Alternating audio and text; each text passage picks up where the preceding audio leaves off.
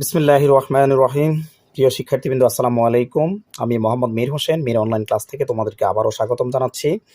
আজকে তোমাদের জন্য তোমাদের নবম দশম এবং এসএসসি পরীক্ষার্থীদের জন্য গণিতে সেট ও ফাংশনের পার্ট 4। তো পার্ট 4-এ তোমাদের জন্য সবচেয়ে ইম্পর্টেন্ট একটা অঙ্ক যেটা আমি রাখছি তোমাদের, যেটা বোর্ড পরীক্ষায় তোমরা দেখতে পাচ্ছ এখানে বিভিন্ন বোর্ড পরীক্ষার রেকর্ড এখানে দেওয়া আছে। আরও কিছু আছে যেগুলো আমি এখানে আনতে পারিনি। ঢাকা বোর্ডে 2017 থেকে 2015 এবং 17 রাজশাহী বোর্ডে এসেছে, 15, 16 এবং 19-এ চট্টগ্রাম বোর্ডে এসেছে, দিনাজপুর বোর্ডে এসেছে।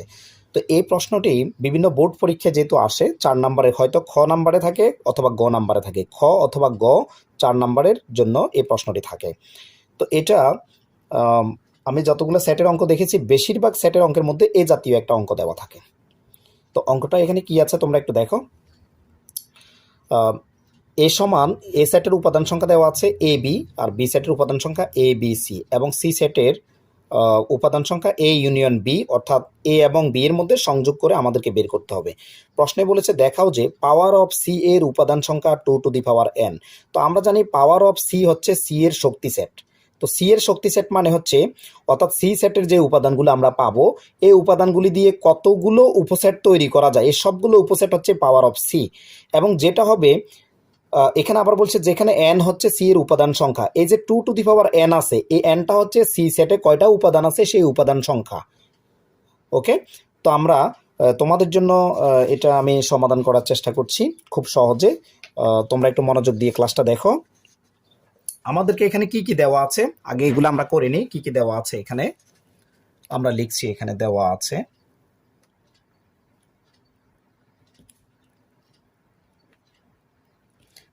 আছে এ সমান, তো এ সমান আমার এখানে কি দেওয়া ছিল এ বি, আর বি সমান এ বি সি।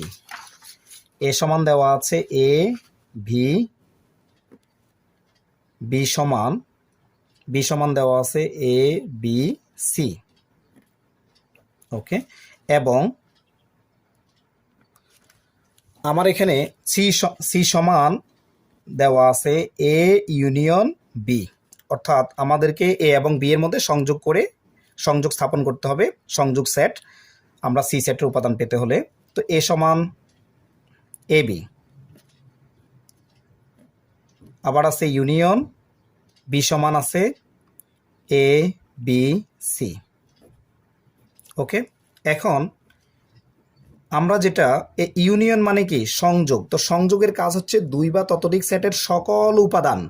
যেমন এখানে এ বি আছে, এখানে এ বি আছে, তো কমন এ বি দুই জায়গায় আছে একবার আসবে, অর্থাৎ কমন থাকলে দুই জায়গায় যদি থাকে সেটাও আসবে, আর আনকমন এখানে আছে সি, তাহলে সিটাও আসবে। এটাই হচ্ছে আমাদের সি সেটের উপাদান সংখ্যা। আমরা পেয়েছি এ ইউনিয়ন বি, সংযোগের কাজ করে আমরা পেয়েছি এ বি সি, সি সেটের উপাদান সংখ্যা। এখন আমরা তাহলে কি করতে পারি, আমাদেরকে এখানে power of C, power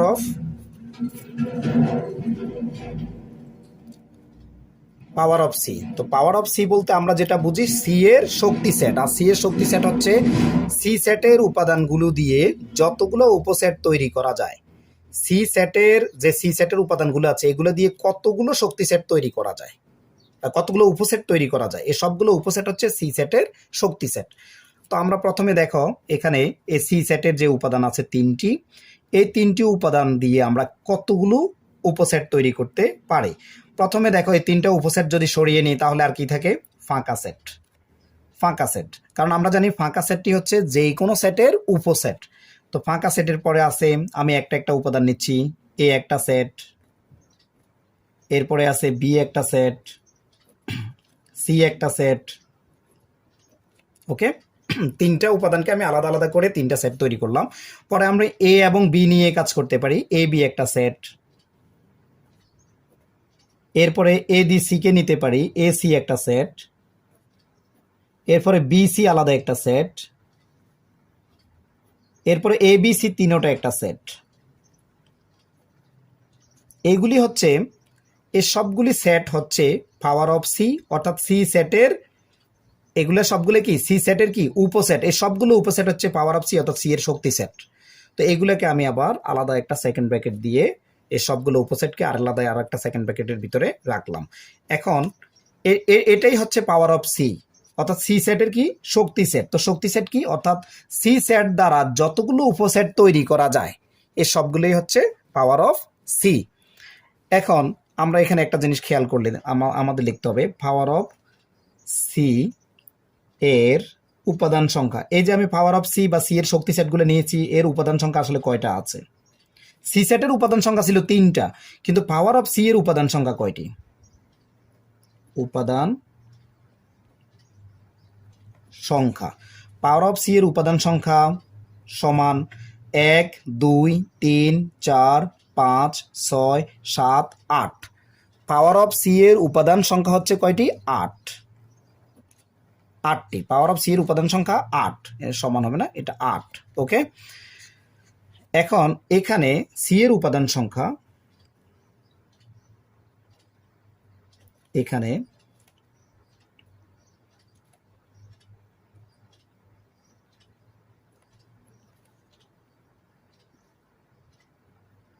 C এর উপাদান সংখ্যা ছিল কত? সি এর উপাদান সংখ্যা n ইকুয়াল 3। তো nটা কেন? কারণ তারা বলছে যে এখানে প্রশ্নে বলেছে যেখানে n হচ্ছে সি এর উপাদান সংখ্যা, যখন পাওয়ার আমাদেরকে বলছে দেখাও যে পাওয়ার অফ সি এর উপাদান সংখ্যা 2 টু দি পাওয়ার n, সে nটা হচ্ছে এই যে 2 টু দি পাওয়ার n, আর n হচ্ছে সি এর উপাদান সংখ্যা। তাহলে n হচ্ছে সি এর উপাদান সংখ্যা, তো সি এর উপাদান সংখ্যা 3, এই কারণে আমরা লিখলাম n ইকুয়াল 3, n ইকুয়াল 3। তাহলে সুতরাং পাওয়ার অফ সি সেটের, পাওয়ার অফ সি সেটের, পাওয়ার অফ সি, এই যে পাওয়ার অফ সি একটা সেট, পুরোটা একটা সেট পাওয়ার অফ সি, এই পাওয়ার অফ সি সেটের উপাদান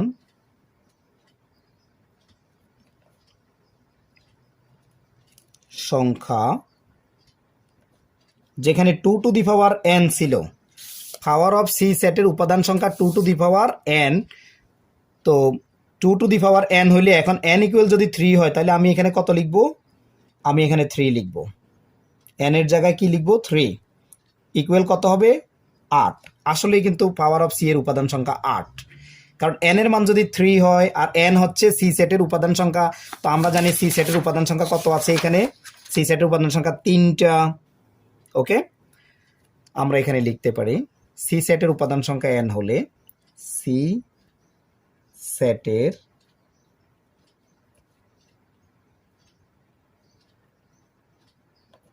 উপাদান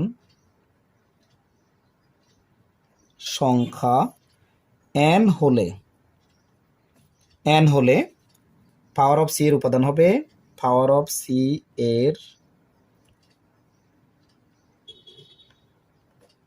উপাদান হবে 2 টু দি পাওয়ার n।